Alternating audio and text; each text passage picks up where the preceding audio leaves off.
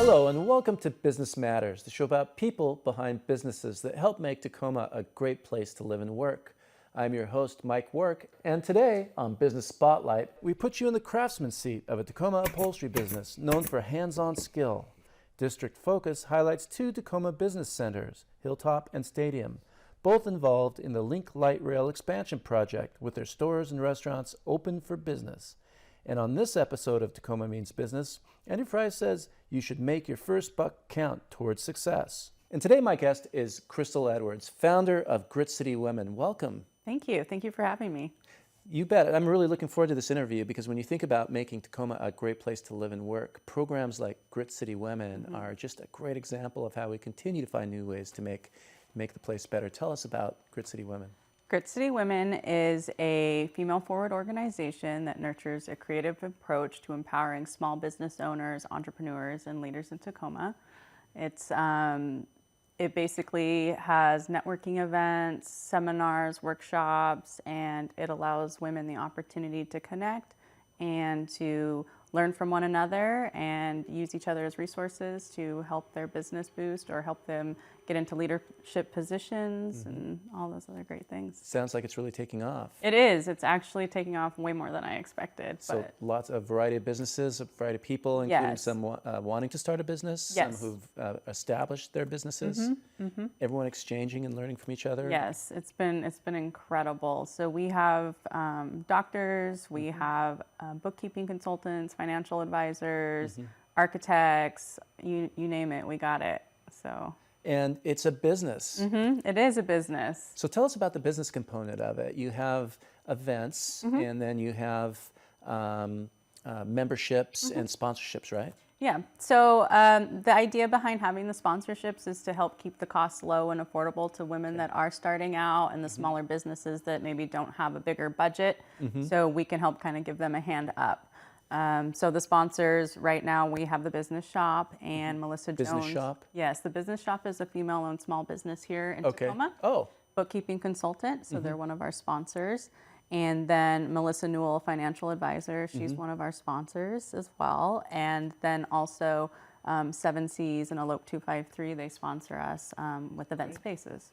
Wonderful. So that gives you an example of the kind of people who are leaning in and supporting it. Yes, Yeah. I have a ton of support. It's been incredible, the people that have come forward to say, I love what you're doing and I want to be a part of it. How can we help? So tell me about the events. What happens at them? So the monthly networking events are, we get a speaker, a local woman from Tacoma or that has a really solid affiliation with Tacoma.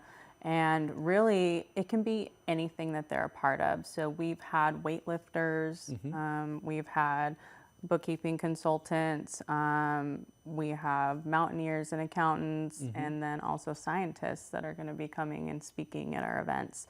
And they essentially share their story, share the challenges that they face, maybe some that are specifically related to being a woman in the industry, lessons learned, and it's educational and inspirational, and they're really laid back, so you're not forced to do anything out of your comfort zone. You can come and show up, relax, you can mingle if you want, or you can just listen to the speaker, and you just go on your way. So you have the talk. Are there other components to the events? That's it. We have about 30 minutes. Usually we have refreshments there, so you can come in and mingle, and then we have the speaker. There is usually a Q&A towards the end, which is my personal favorite part because that really goes into, it can go anywhere. And there's a lot of really valuable information that you get from the Q&A.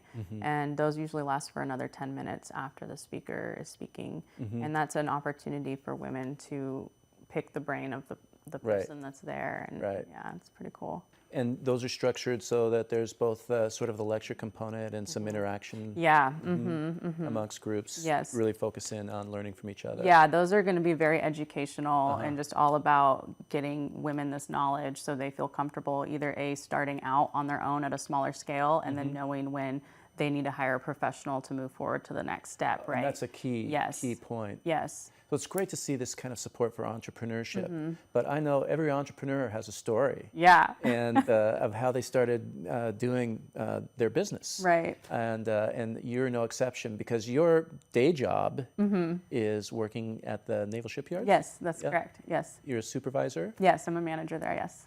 Up in Bremerton. And so you do this in addition to that work. Yeah. But you came into it by establishing a nonprofit. Yes. Tell me about that. So I started the Liz Rocks Foundation. Liz Rocks. Okay. Yeah. Now this is about mountain climbing, right? It is a little bit about mountain climbing. It's actually in honor of one of my best friends who was lost in an accident about 5 years ago. Her name was Liz Daly, and she went to Stadium High School.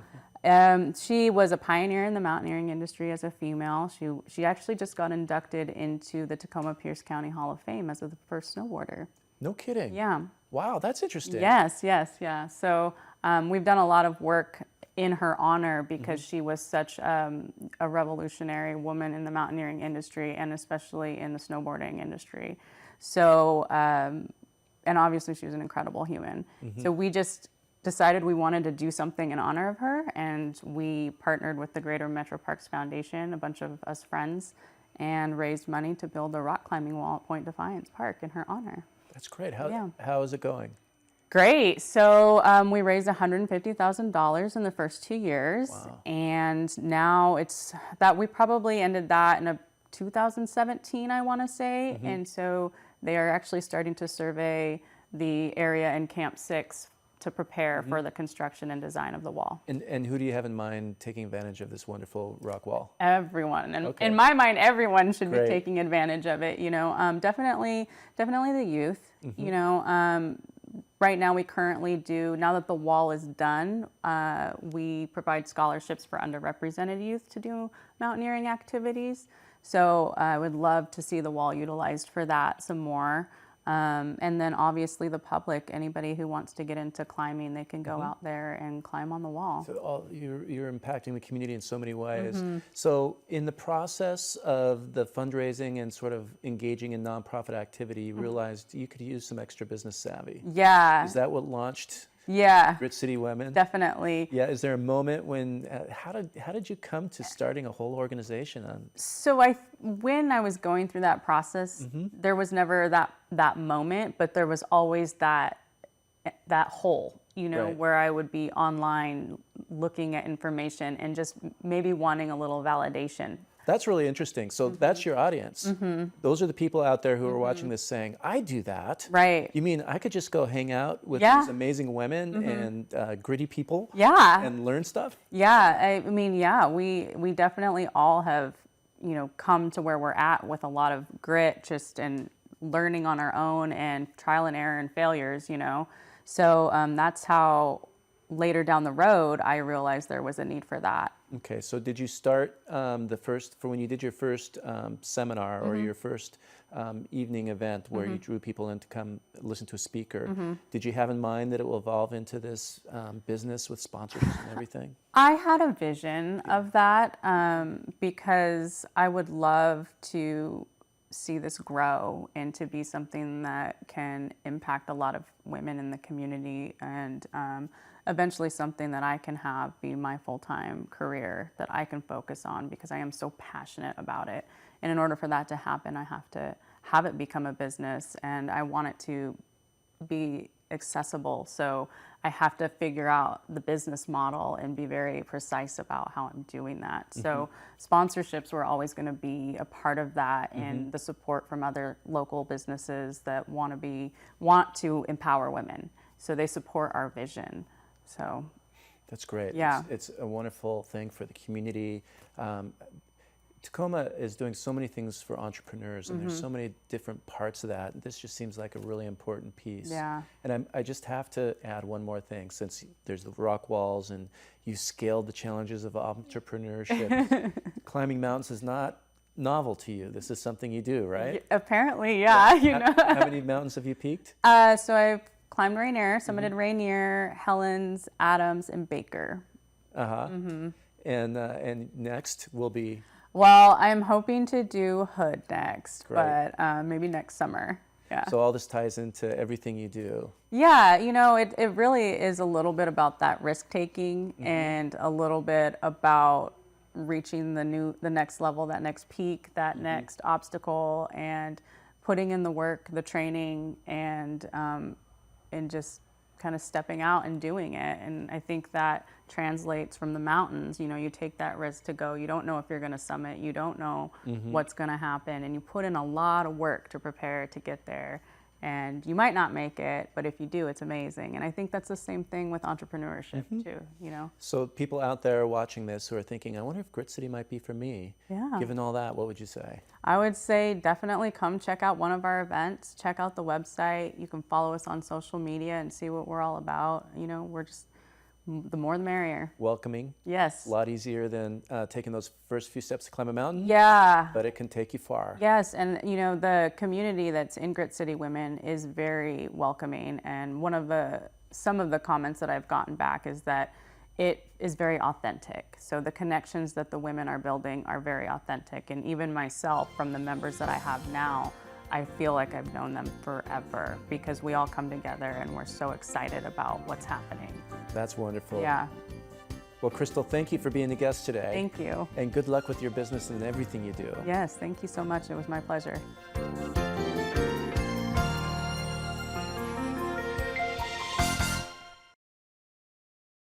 Connecting people to business is what Tacoma is all about.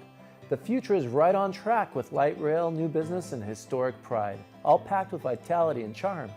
Both the Hilltop Business Association and the Stadium Historic Business District are experiencing a new era of growth as the Link Light Rail extension gets closer to its 2022 completion.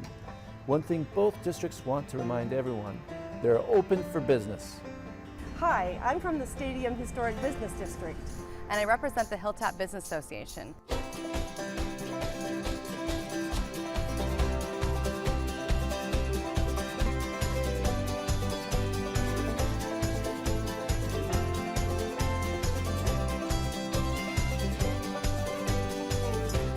The Hilltop Business Association is comprised of all the businesses and the residents of the Hilltop area. What I think is really unique about the Stadium District is the historic significance of our architecture and the founders of our city that lived right here. Mostly we're mom and pop stores, and people want to support people that they know. So I really feel like the Hilltop has that uniqueness about it. We definitely see with Sound Transit bringing in the transit through here in 2022, we definitely see more people coming up here, wanting to work here, wanting to live up here, wanting to do business up here. Well, we've been looking forward to this. We've known about that it was coming for a long time.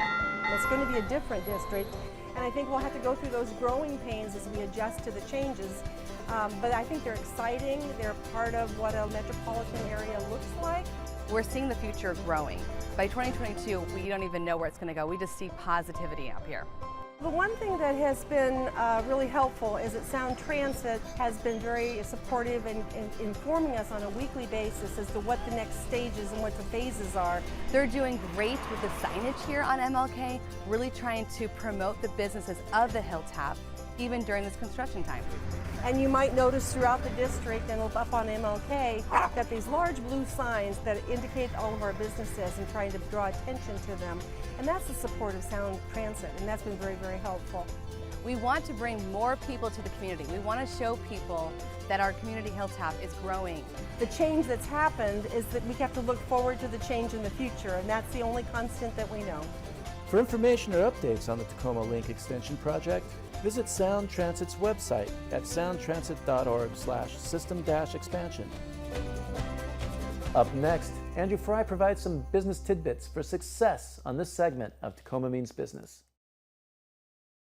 Entrepreneurs wear a lot of hats. Sales, marketing, production, design, and customer satisfaction are all important to success. On Tacoma Means Business, Andrew Fry advises us on what it takes to help grow and increase your company's profitability. I love talking about entrepreneurship, and in the course of my day, I'm constantly helping out others who are looking to start their companies, and I sit on a multitude of advisory boards or as an advisor for a number of startup companies. And although I do love to give my tips with the idea of here's 3 ways or here's 5 ways, I'm going to start with one way. Make your first dollar. If you want to be an entrepreneur, I cannot emphasize enough how important it is to make that one sale. Make your first dollar. There's a reason why people will take that first dollar or that first check and put it in a certificate in a frame and hang it on the wall. It's the proof that you've started a business. And although I say make that first dollar, I have seen a number of examples where that first dollar is what stopped a company from launching. And I'll give you 3 quick examples of real-world companies that I'm not going to name, but that I at least helped advise the people who are starting them. One was a person who wanted to start a game. Now, gaming and game companies are very hard to start, but it's very important that you get the game going, up and running, and make that first dollar. Sell the game. Make sure that there's an audience for it. Well, this particular person had a good idea for a game. I think it was a great idea for a game, and even involved other people to make it happen. Where he wasn't a great graphic artist, he got graphic folks to actually design and implement what we'll call them the villains of the game, the monsters as they were. And I saw him work on this for 2 years with lots of different people involved until, guess what? There was a game. It existed and it was playable. And then he decided not to sell it. He decided that after all of that experience that he'd gotten, he was going to take a job as a software developer, which is fantastic. And he made a lot of money.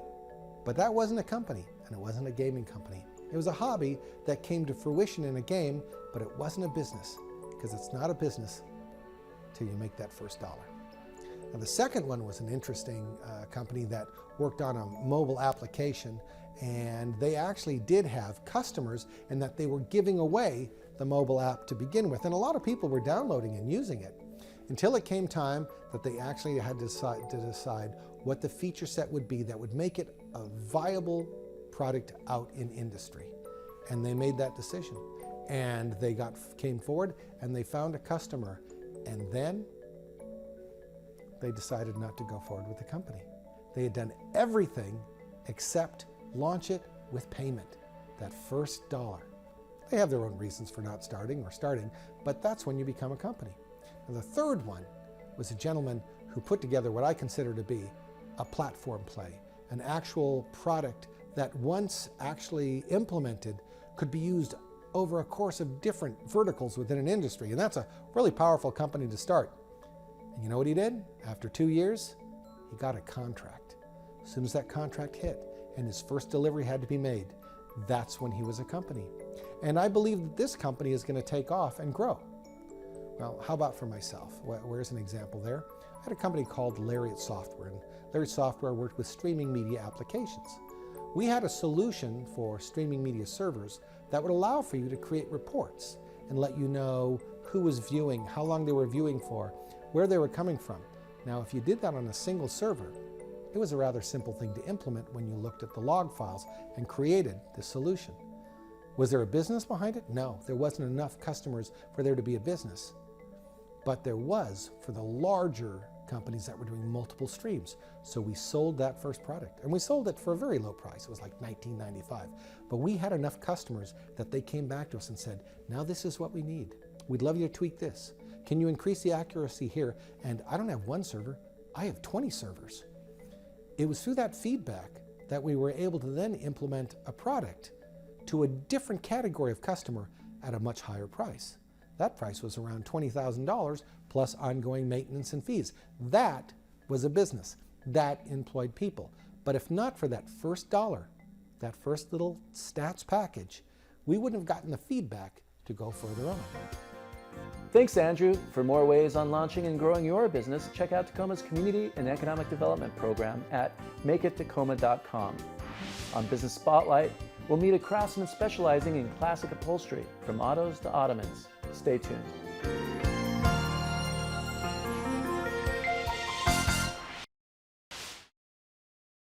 Every stitch matters if you're looking for quality in the seat of the upholstery trade. On this edition of Spotlight on Business. Hi, my name is Emoja. I'm here at Rasta Upholstery. Emoja is the passionate owner of Rasta Upholstery. He works, creates, designs, and manufactures a variety of upholstery for clients, ranging from antique furniture to automotive seats, all from his home office. I pretty much refurbish furniture and give them a new look. and provide comfort. Emoja's father was an upholsterer in Jamaica. After working many different jobs, Emoja was bitten by the upholstery bug, finding his passion with scissors, foam, and fabric. I do this because I love it very much. My father did it for over 40 years. I picked up in the last 9 or so years of it. In the last of it, I owned my own business prior to moving here in 2015. Papa Rasta Upholstery is based on the can-do attitude that Emoja says was fostered by his father. I walk with the principle and idea that my father shared with me, that there's nothing you cannot do, and anything someone else do, you can do it as well. Emoja says his skills include traditional craftsmanship with tack and needle, but progress with technology, mastering the staple gun and epoxy, requiring each job to pair itself with the right technique. Well, what I observed my father was using was tack and hammer. So the more modern style is pneumatic staple gun with staplers. I've recently upholstered a chair from in the 1920s, and that was done by a craftsman that did use hammer and tack. Beyond that, mostly stuff that I've been working on is more modern. Planned obsolescence isn't always the case with furniture and upholstery items. Sometimes Emoja finds even new construction projects integrate material with sentimental value that require his skills. People generally throw stuff away, so it's very rare, you know, when someone said, okay, I have this chair from XYZ amount of time, I would like to keep it, but I want to give it a new look with fresh material and padding and everything, and that's where I come in. All businesses have a beginning, some from the back of a garage like Papa Rasta Upholstery. There is profit to be made, but in Emoja's case, his shop provides him with satisfaction of a job well done. Take a lot of pride in my work. It's what brings me most joy is a satisfied customer. The labor plan of Papa Rasta Upholstery is that of a one-person shop, with occasional help from a friend, depending on the job at hand. I'm the sole proprietor because I'm working by myself. Randomly, I'll have a friend come over to assist. Emoja developed a business style, pacing out job assignments to avoid overworking himself and his resources. Work generally flow consistent, so in other words, when one goes out, another one comes in. Just the right rhythm based on the workman available for the demand at the moment. Papa Rasta Upholstery's future is based on two focal points, expansion and education. Papa Rasta Upholstery, the idea is to have multiple locations, you know, Seattle, Tacoma, Bellevue, etc. And even beyond that, where we could open institution and train these young upcoming students that are leaving high school, you know, could be another trade for, you know, it's a beautiful skill to have. When asked why Tacoma, Emoja tacks on the pride he feels living, working, and being a part of his community. I love Tacoma. The only place I've traveled is here. Prior to leaving Jamaica, I haven't had the opportunity to travel elsewhere. I've heard stories, I've read news, and this place sticks out very well. I feel very welcome. I've been made to feel very welcome, and there's no other place that I would rather be right now. That's it for Business Matters. Join me next time for more insight into the Tacoma business scene. See you then.